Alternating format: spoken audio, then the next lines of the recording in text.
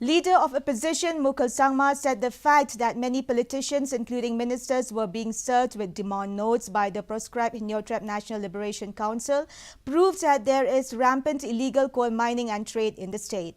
The leader of opposition stated that the FIR filed by the traditional head against illegal coal mining is a proof.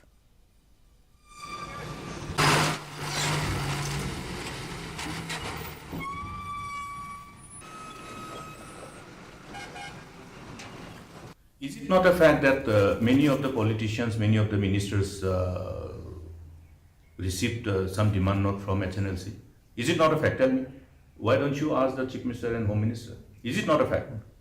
If people who are in the helm of affairs of governance, even if MLAs and ministers are receiving these demand notes, do you think those people who are engaging in illegal coal mining will not receive? What is this question? You need proof. Proof is that they have received demand notes. That itself is a proof.